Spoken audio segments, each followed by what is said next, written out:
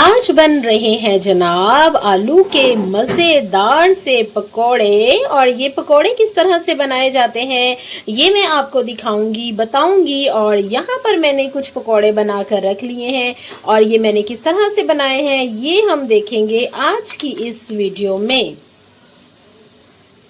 अस्सलाम वालेकुम जी, क्या हाल चाल है आप सबके। उम्मीद करती हूँ सब ठीक ठाक होंगे जनाब। आजकल तो YouTube पर हर तरफ जो है पकोड़ों की रेसिपीज़ जो है वो छाई हुई है और हमने सोचा कि आज हम भी आलू वाले पकोड़े बनाएं। और हम लोगों ने फर्स्ट टाइम जो है वो आलू वाले पकोड़े बनाना चाहे हैं और बना रहे हैं। तो यहाँ पर ये देखें, आलू जो है वो मैंने गोल गोल काट लिए थे। बड़े साइज़ के आलू हों तो इससे ज़रा मज़े के बनते हैं। तो यहाँ पर जो है आलू मैंने छील कर अच्छी तरह धोकर और काट लिए, काटने के बाद फिर धो लिए।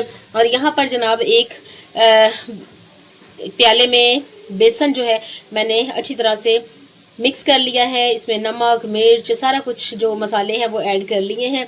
और यहाँ पर उससे पहले मैं बना रही हूँ मिराज के लिए फ़्राइज़, क्योंकि मिराज जो है वो पकोड़े नहीं खाती तो वो फ़्राइज़ खाएगी। तो यहाँ पर मैं उसके फ़्राइज़ फ्राई कर रही हूँ और उसके बाद इस मिक्सचर में आलूओं को डिप करके अच्छी तरह से मैश करके उसके ऊपर लगा के कोटिंग करके और फिर हम उसको फ्राई कर लेंगे। और ये देखें, मैं आलू के पकोड़े जो है वो फ्राई कर रही हूँ। कलर किस कदर खूबसूरत आया है आप देख रहे हैं। मैंने इसमें हल्दी भी ऐड की है। हल्दी आपकी बॉडी के लिए बहुत ज़रूरी है और आप जिस तरह का भी कलर चाह रहे हैं वो ला सकते हैं, यानी लाइट ब्राउन, डार्क ब्राउन। तो ये अभी लाइट ब्राउन है, लेकिन आलू का देखना है कि वो गल गया हो। आलू अगर गल चुका है तो आप जो है वो इसको निकाल भी सकते हैं। बहुत मज़ेदार लग रहे हैं ये आलू के पकोड़े। और ऑयल जो है वो मैं कम यूज़ करती हूँ, क्योंकि बार बार उसी ऑयल में जो है वो अगर आप फ्राई करेंगे चीज़ें तो वो ऑयल आपकी सेहत के लिए नुकसानदेह हो जाएगा।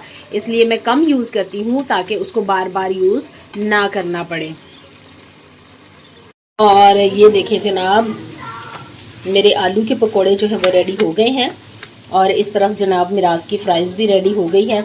तो अभी जो है पकोड़े मेरे और बाकी हैं, लेकिन मैंने सोचा कि क्यों ना मैं आपको दिखा दूं कि आलू के पकोड़े मेरे रेडी हो चुके हैं। अब हम जो है ना इसके साथ जो है बनाएंगे चटनी और केचप। तो कैसे लगे आपको? बहुत मज़े के लग रहे हैं मुझे। तो खाएंगे इंशाल्लाह जनाब, ज़रूर खाएंगे और आप भी ज़रूर ट्राई कीजिएगा। बहुत मज़ेदार बने हैं और इस तरह से जनाब आप भी ज़रूर ट्राई करें और मज़े की चीज़ें खाएं। रमज़ान में तो बहुत ही मज़े की चीज़ें YouTube पर हमें देखने को मिल रही हैं, खाने को भी हम बना रहे हैं। और आपसे मिलूँगी फिर किसी नई और मज़ेदार सी वीडियो के साथ। तब तक के लिए अल्लाह हाफ़िज़।